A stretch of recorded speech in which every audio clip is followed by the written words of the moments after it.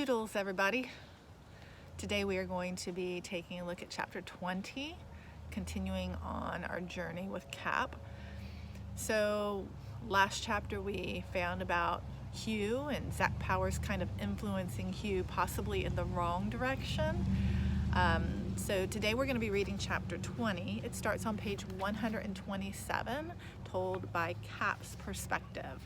So grab your book, open up to page 127, and let's take a listen. See what happens. Chapter 20, Capricorn Anderson. I don't remember exactly when I stopped keeping count of how many people's names I knew. It was somewhere in the 300s, and the total had to be even higher now. The yearbook made the biggest difference. I'd look at those little black and white pictures, and suddenly an image of someone I'd seen around school would pop into my head, and poof, I know another student. I was kind of lagging behind on the 6th graders because they weren't in the C average yearbook, but Mrs. Donnelly had the elementary books as well. And there they were, the graduating 5th grade class. Rain would be proud. I used the memory technique she had learned from a college professor who'd passed through Garland in the early 70s. You find a connection between the name and something about the person. For example, Monique rhymes with streak, and she had a blonde streak in her dark hair. Daryl was built like a huge barrel, but sometimes I had to be a little more creative.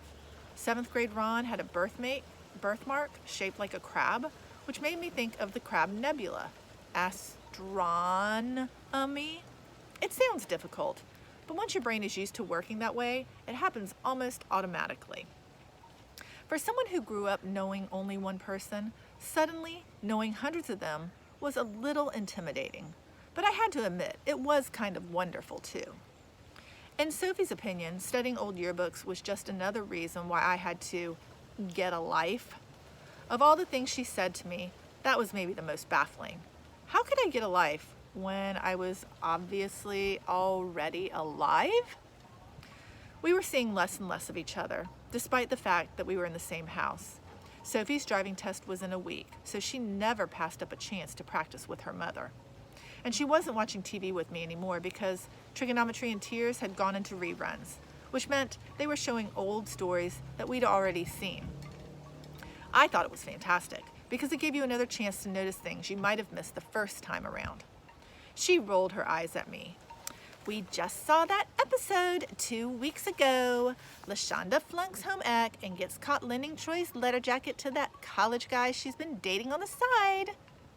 I wish she hadn't said that, because I wanted to be surprised again, even though I knew it was going to happen. But she'd been fairly upbeat lately. She was excited about her road test and so happy with her bracelet. I was thrilled that I'd been able to do that for her. The best thing about being 8th grade president was definitely the checks Mr. Kosicki had given me. It was funny. A money-obsessed world was the main reason Rain had dropped out and formed Garland. Yet, in my experience, money was really excellent, and every time I spent it, someone ended up smiling. I was planning to mention it next time to Rain, and when Rain and I spoke on the telephone. Money could help hospitals and disaster victims and starving orphans. What was so terrible about it? Thanks to Mr. Kosicki's checks, I was in a position to lend a hand. It was everything she had taught me to believe in. Mr. Kosicki would be back from his conference next week. I couldn't wait to show him how good I'd become at using money. Also, I needed some more checks. The first batch was almost finished. He was going to be impressed. C Average Middle School had 3 lunch periods of 40 minutes each. On Wednesday, classes were canceled during the 2-hour block so everyone could go to the football field. Hugh explained it to me. It's a pep rally. Pep?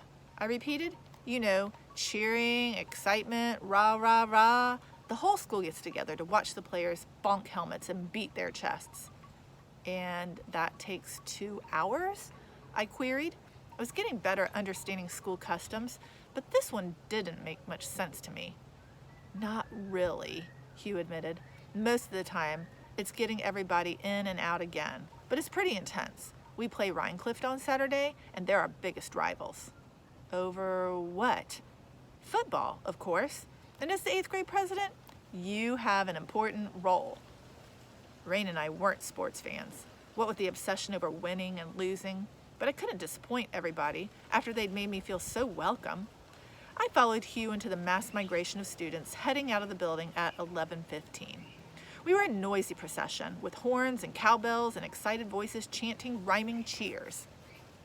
It was hard not to be swept up in it, even though I wasn't sure what it was about. So much of school was like that, more a feeling than anything of substance. "What's my part in all this?" I asked Hugh. He led me away from the crowd, thundering onto the metal bleachers and into a low hut marked locker rooms. We slipped through a door that said visitors. Hugh plucked a set of large pads off a wall hook and placed them on my shoulders. "You're going to be out there with the team." I was alarmed. "I don't know how to do football."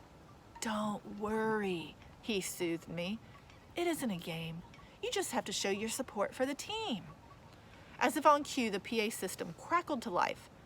"Faculty and students, give it up for your very own Claveridge Condors!"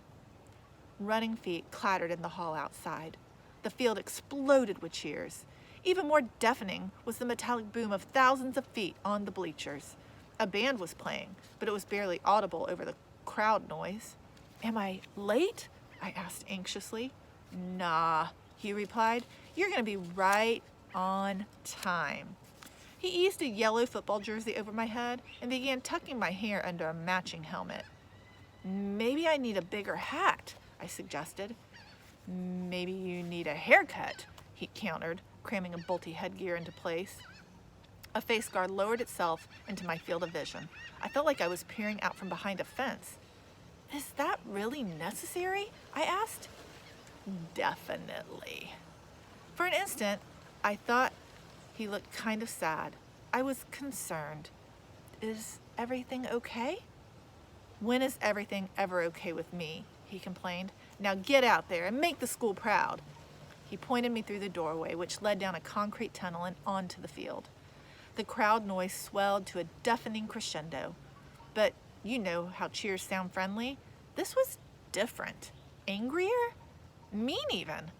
I scanned the bleachers and saw a sea of hostile faces staring straight at me. But I was here to support our team. I started walking toward the players just as they started toward me and began to pick up speed. I could feel the ground shake as they reached a full-on stampede.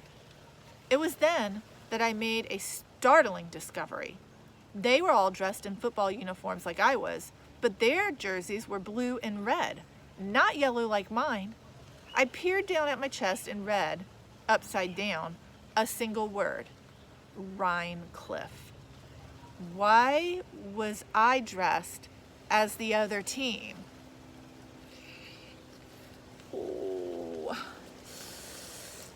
those little dirty devils.